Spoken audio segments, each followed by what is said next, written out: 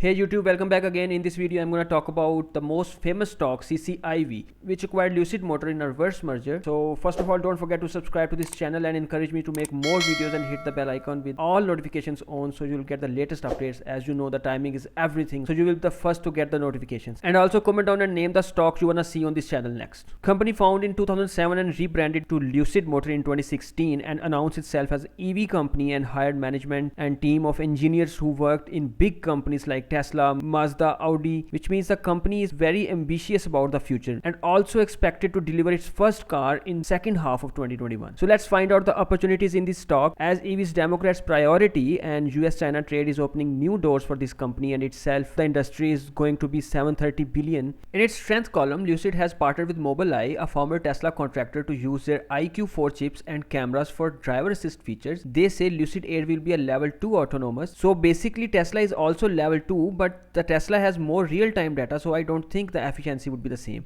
Having a $700 million manufacturing plant in Arizona and producing most of the components in Arizona factory, which means at least they have a facility to make production unit. The factory is also capable of manufacturing 34k units per year, and the number is reaching to 90k in phase 2, which is under development, and the full capacity of this plant is 365k. Unlike most of the EV companies without any facility and getting millions of dollars for just concept videos, it's similar to dot-com bubble. Lucid, on the other hand, is developing their powertrains completely in-house, which will support other models like Project Gravity, which is going to be launched in 2023. They also have a couple of other projects, but they are not yet revealed. Recently, they posted a test drive video as well, a couple of days back. On top of that, they have more than 10 years of experience in battery technology. For the last 2 years, they are designing and manufacturing battery packs for all teams in Formula E season. Let's do a side-by-side comparison of this vehicle with other competitors. So Tesla is in a win-win situation in every aspect of this game. You see here Lucid says it's better in mileage, but the Plaid Plus range is going to be 520 miles in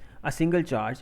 If they say Plaid is just announced but the Air is also not yet delivered, so in my opinion it's the same thing. In fast charging, they somehow made a little difference here, 300 miles in 20 minutes, which is more than Tesla superchargers. So basically they are targeting the luxury sector, so we are comparing the above things with Tesla. It would not be a best comparison, so by the time there is no EV car in the luxury market, but Mercedes has also a concept car and BMW i Series is more like sports car, but they are certainly going to make new models in EV sector. Lucid is following a direct sales marketing strategy, which means it will make it easier for them to create brand loyalty and customer satisfaction, and also for charging, it's compatible with charging standards and it would be compatible with EVgo and charge point stations. If you have not watched EVgo video, explore my channel and watch that video as well. Despite all of the opportunities and strengths, there is one big weakness in my opinion.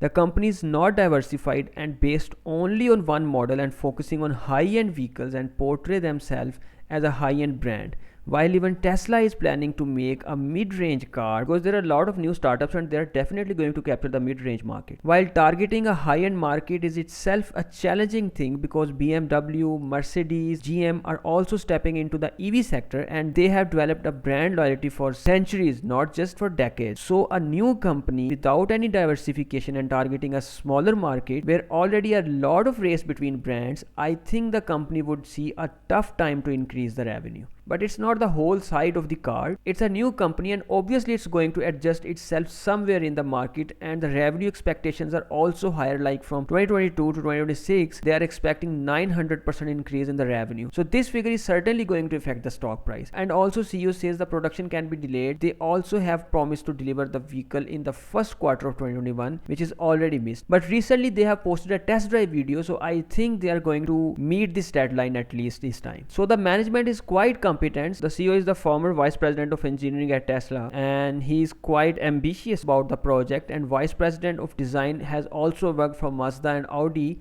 Vice president for finance has worked for Ford. So the management has a pretty much solid background and I didn't see any controversies. So I think the management has potential to drive this stock to the moon. So now is the time for the conclusion, and my conclusion is that the current stock price is not reflecting any business growth. It's totally based on the hype, and I generally don't prefer to pay for the hype. Once the company would start delivering the vehicle, which is likely because they have functional facility to develop the vehicles and CEO has also posted the test drive video, the stock price will start taking off exponentially. Now if they act fast and finish building the cars and start delivering on time, they will likely to eliminate the threat of brand loyalty of other big industry players up to some extent. This stock will remain in my speculation portfolio. I'll buy it more at 20 and expect this stock to touch 100 because of the factors the company has good management, product and facility. But I don't have any financial information of this company till now. Until I don't have that information, I'm a little conservative about this stock. And that's all. Don't forget to subscribe to this channel and share this video with your friends, and don't forget to comment down below and tell me your thoughts about Lucid Motors. We'll see you in the next video.